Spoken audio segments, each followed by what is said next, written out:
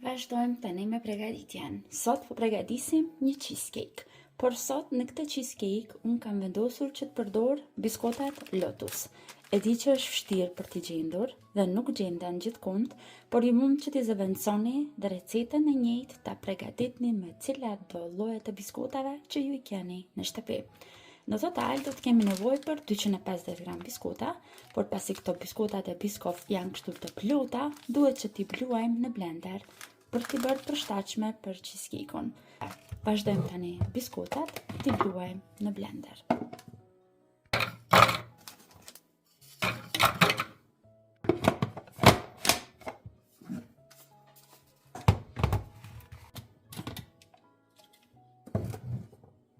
Ne vazhdojmë që ta vendosim që të na shkrihet gjalpi. Zakonisht në cheesecake përdor gjalp, nuk e përdor margarinën, dhe kjo është lloji i gjalpit, cilin unë zgjedh që ta përdor, pra është gjalp i pa kripur. Kjo është 200 gram dhe në biskotat ne duhet shtojmë 125 gram. Pra gjithmonë masa e gjalpit shkon në gjys. 250 gram biskota, 125 gram gjalp. Dhe këtu te paketimi e keni edhe vendin ku duhet që ta preni gjalpin, pra në çdo 50 gram keni këtu nga një vijë. Vazhdojmë tani në zjarr mesatar derisa gjalpi të shkrihet tërësisht. Tani sipër biskotave të bluara e shtojmë gjalpin e shkrirë.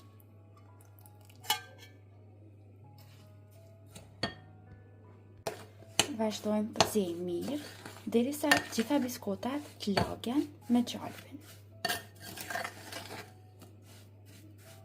Tani marrim një tepsi me madhësi numër 28.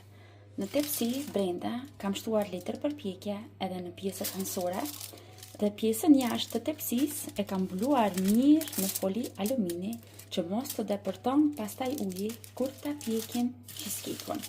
Vazhdojmë tani këtu të shtojmë biskotat e përgatitura. Me ndihmën e një gote të çajit, vazhdojmë me shtypim dhe i përhapim biskotat mbi tërë sipërfaqen e tepsisë që të na dalin në mënyrë të barabartë. Pasi sigurohemi që i kemi shtypur mirë në të gjitha anët, e largojmë tepsinë anësh dhe vazhdojmë me përgatitjen e kremit. Do të kemi nevojë për 750 gram krem djathi. Krem djathi për cheesecake duhet të jetë nga ky lloj. Krem djathi, labne, i trash. Asnjëherë cheesecake-un e pjekur nuk duhet që ta bëni me mascarpone, por duhet siguroheni që do të gjeni nga ky lloj i djathit. Pra këto lloj djathrave janë djath, i freskët, i pa kripur. Vazhdojmë që krem djathin ta shtojmë në një më të madhe.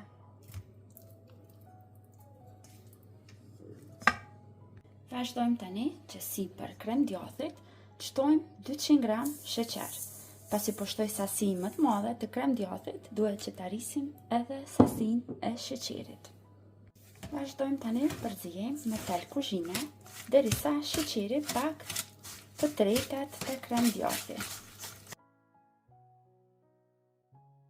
Tani vazhdojmë që të shtojmë 350 ml krem pana për ëmbëlsira ose huplla. Përziejmë edhe një herë. Pra gjithë sekreti i kësaj recete të cheesecake-ut është përzierja dhe pjekja. Secilin produkt që e shtojmë brenda duhet që ta përziejmë mirë, që të lidhen produktet dhe të bëhen bashkë. Në total do të shtojmë 3 vezë, por unë vezët do të shtoj një nga një dhe vezët që po i përdor janë vezë bio. Vazhdojmë që të shtojmë vezën e parë.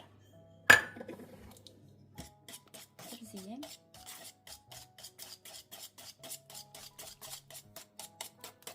Vezën e dytë. Përsëri përzijemi.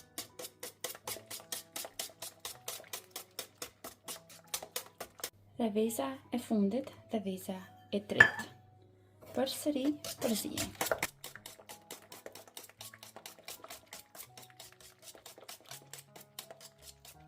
Tani vazhdojmë që ta shtojmë një lugë gjelle të plotë me një shiste dhe me një herë përzijemi përsëri. Shtojmë edhe një lugë gjelle të plotë me miell. Përsëri me një herë përzijemi, duke u siguruar që nuk do të na mbesin trupat e cheesecake. Pas të sigurohemi që kemi përzier mirë tërë masën e cheesecake-ut, vazhdojmë që ta shtojmë sipër biskutave.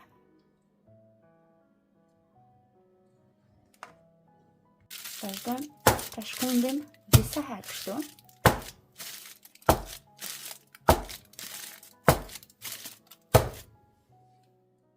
Tani tepsinë me cheesecake-un e përgatitur e vendosim një tepsi më të madhe. Brenda tepsisë do të shtojmë ujë. Do ta mbushim me ujë dikon deri në gjys tepsinë. Vazhdojmë tani që ta pjekim. Fura është e parangrohur në 180 gradë. E vendosim tani brenda cheesecake-un dhe në temperaturë 180 gradë lejojmë që të piqet brenda për 55 minuta. Pas 55 minutave nuk e hapim derën e furrës, vetëm e ndalim rrymën dhe e lëm brenda të qëndrojë edhe për 10 minuta tjera. Për 55 minuta, pastaj e ndalojmë dhe vazhdojmë edhe 10 minuta tjera. Cheesecake-u është gati, veç sa e kam larguar nga fura dhe po e vreni ngjyrën e bukur që e ka ruajtur, ka mbetur e artë dhe nuk është skuqur. Pra kjo është ngjyra që e kërkojmë nga një cheesecake. Tani e largojmë nga tepsia edhe ku është pjekur. Tani sipër tër cheesecake-un unë do ta mbuloj me lotus krem.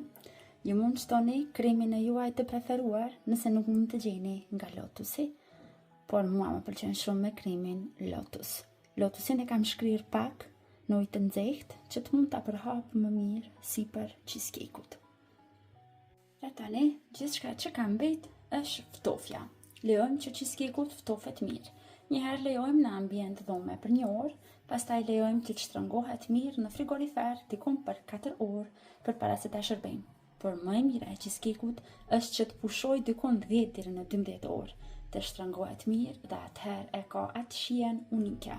Unë zakonisht e përgatis një natë më herët që ditën e nesërme ta kem të gatshme për ta shijuar.